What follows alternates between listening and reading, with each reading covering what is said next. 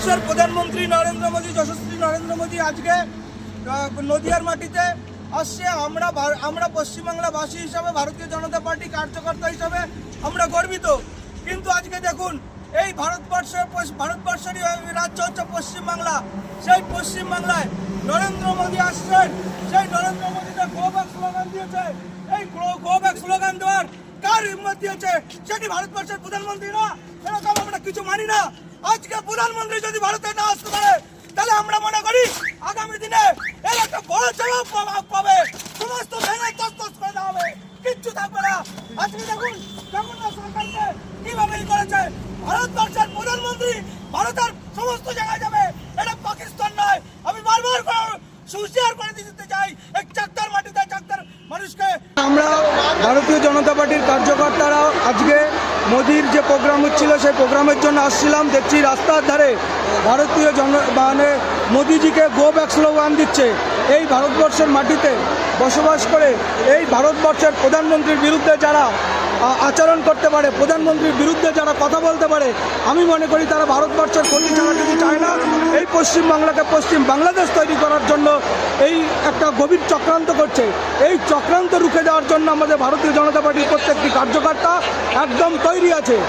আর চাকদায় যখন আসছি, সেই চাকদায় আমাদের ওখানে একজন আছে, বাবুসোনা আছে চাকদার।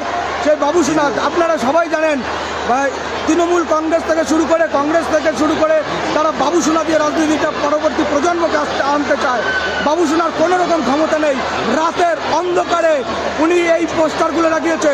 যদি এক বাপের বেটা হয়ে থাকে, মায়ের দুধ খেয়ে থাকে, সামনে দিনের বেলায় এসে পোস্টার লাগান। সেই পোস্টারের জবাব যদি আমরা না দিতে পারি, তাহলে আমরা ভারতীয় জনতা পার্টি মনে করছে।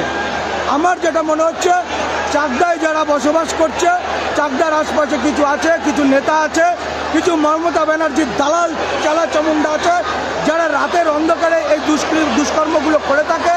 তার জন্য তারা তাদের এই দুষ্কর্মের মাধ্যমে তারা সংসার চালায়। সেই সমস্ত মানুষদেরকে আমি হুঁশিয়ারি করে দিতে চাই, আগামী দিন ভারতীয় জনতা পার্টি 26-এ প্রতিষ্ঠিত হচ্ছে পশ্চিমবাংলায়। ভয়ঙ্কর পরিস্থিতি আসবে, আপনারা তৈরি থাকুন। যারা ভারতবর্ষের প্রধানমন্ত্রীকে গো ব্যাক স্লোগান দিতে পারে, তারা ভারত বিরোধী কাজ করতে এতটুকু সংকোচ বোধ করবে না। আমাদের মমতা ব্যানার্জিও সমস্ত জায়গায় যায়, আমরাও দিতে পারি। আমরাও গো ব্যাক স্লোগান কেন, আমরা তার থেকে বড় প্রতিবাদ করতে পারি, কিন্তু আমরা করি না। কারণ হচ্ছে তার পোস্টটাকে আমরা সম্মান করি। হয়তো মমতা ব্যানার্জি যথেষ্ট অন্যরকম হতে পারে, দেশ বিরোধী হতে পারে, ভারতকে হিলিয়ে দেওয়ার কথা বলতে পারে, কিন্তু সেই জায়গায় আমরা যাচ্ছি না। আমরা তার চেয়ারটাকে সম্মান করে তাকে কিন্তু গো ব্যাক স্লোগান দিই না। কিন্তু তারই চালা চামুন্ডা, তারই কিছু দালাল পুষে রাখার গো ব্যাক স্লোগান দিয়েছে। বুকের পাটা আছে, মায়ের দুধ খেয়ে বড় হয়েছি, ভাঙতে এসেছি।